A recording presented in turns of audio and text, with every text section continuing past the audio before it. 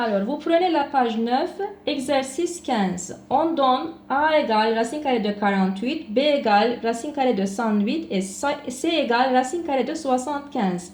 Démontrez que le nombre a plus b sur c est un entier. Alors, a égale racine carrée de 48, donc 48 c'est 16 fois 3, donc racine carrée de 48 c'est 4 racine de 3. B égale racine de 108. 108 c'était 36 fois 3, donc ça fait 6 racine de 3.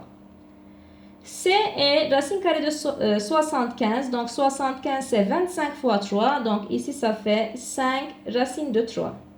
Maintenant on va former le nombre A plus B sur C.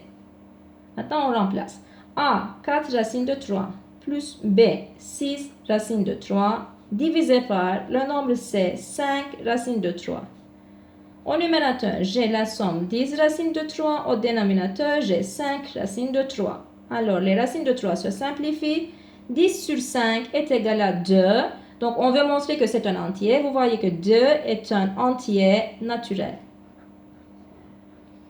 Voilà. Maintenant, on passe en exercice 18. Alors, je lis. 1 carré A pour côté, racine de 8 plus racine de 2 unités. Donc, vous voyez ici notre carré. Démontrer que la longueur d'une diagonale, la diagonale, ici, est un entier. Donc, je fais un petit rappel. Ici, un petit rappel. Dans un carré, si vous connaissez la longueur d'un côté, la diagonale mesure, pour un côté de longueur 1, diagonale mesure 1 racine de 2. Maintenant, si on revient sur la question, pour notre carré, étant donné que un côté c'est racine de 8 plus racine de 2, la diagonale va mesurer racine de 8 plus racine de 2 multiplié par racine de 2. Maintenant, on fait cette multiplication. Racine de 2 fois racine de 8, ça fait racine de 16.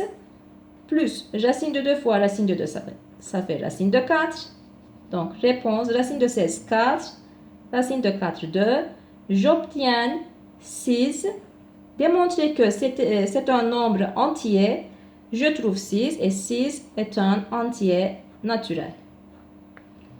Merci.